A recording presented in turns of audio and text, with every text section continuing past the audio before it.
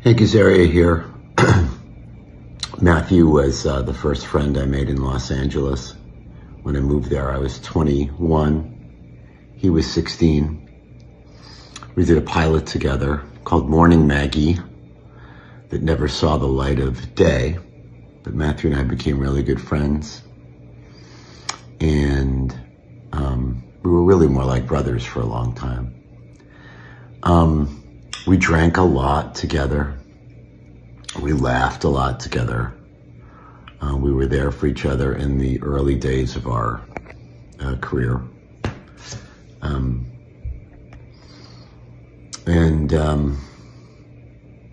He was, to me, as funny as he was on Friends, and he was, and other things too.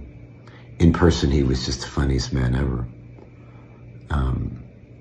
He just lived to laugh, and every night he was like a genius. He would start to weave comedy threads together, just hanging out. Oh, joke here, joke there, joke here, joke there. And then by the end of the night, he'd weave them all together in this like crescendo of hilarity. Most nights you spent with Matthew, you were crying, laughing by the end. I really loved him. A lot of us who were close to him felt like we lost him to drugs and alcohol a long time ago, because as he documented it in his autobiography, there was so much suffering. I had to pick up and put down that biography like 11 times. It was so painful for me to read. It was really, as his friend who loved him, I knew he must be suffering, but the details of it were just devastating. Just physically, emotionally, mentally, psychologically. You know, from a recovery perspective, I mean, I'm a sober guy for 17 years. And I want to say that the night I went into AA, Matthew brought me in. The whole first year I was sober, we went to meetings together. And he was such a great, I got to tell him this, he was just, as a sober person, he was so caring and giving and wise, and he totally helped me get sober. And I really wish he could have, found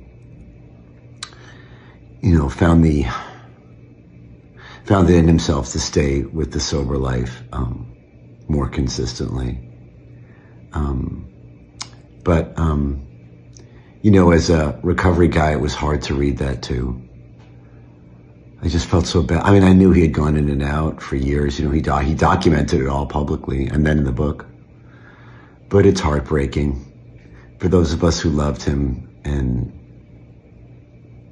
knew him really well personally. We just missed him.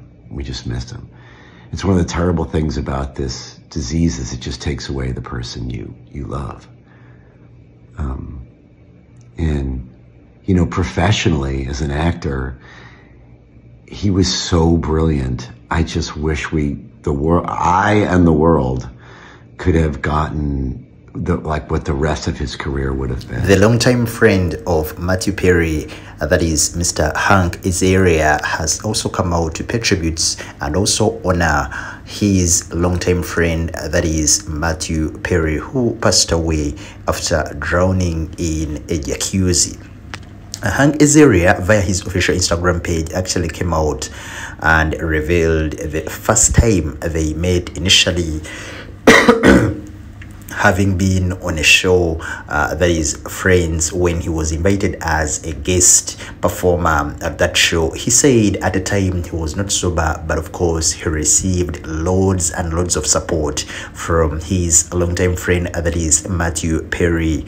And he said Matthew gave him loads and loads of advice with regards to getting that sobriety and of course becoming a very sober person, having himself been having addiction issues over the years.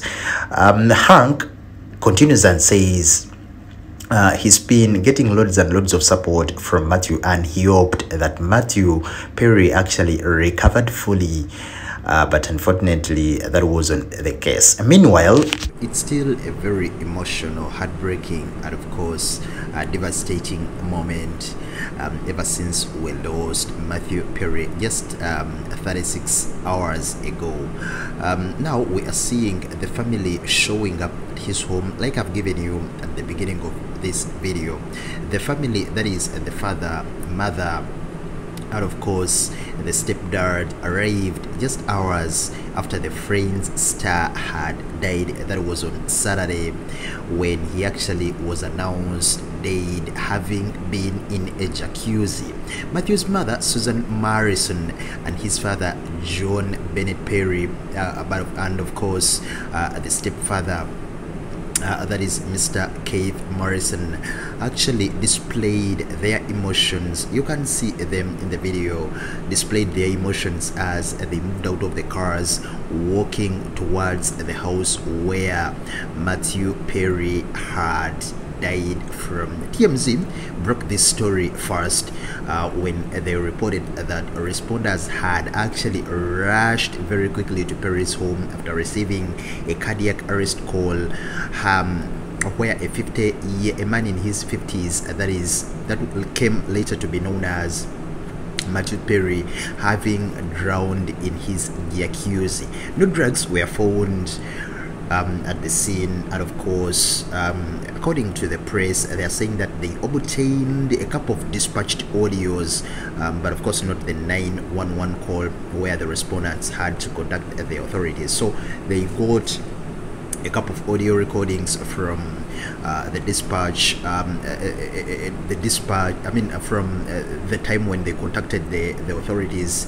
And of course we saw early on Mr. Matthew actually posting a photo days before he died, when he said that he was in his own jacuzzi, and he said, actually the caption said, "Oh, so warm water swirling around, it makes you feel good. A mad man." His parents split when he was still a young boy, and in a couple of interviews he has been revealing how he actually experienced a couple of traumatic experiences during childhood because of the divorce between the parents. In this moment in time, we'll be of course sending the condolences to the fans, the family, and everyone who was close to Matthew Perry. We'll be bringing you all the updates with regards to the funeral, memorial service, and of course anything that comes out from the investigations at the coroner's office they are actually undertaking this exact moment in time. Rest in power the King, Matthew Perry.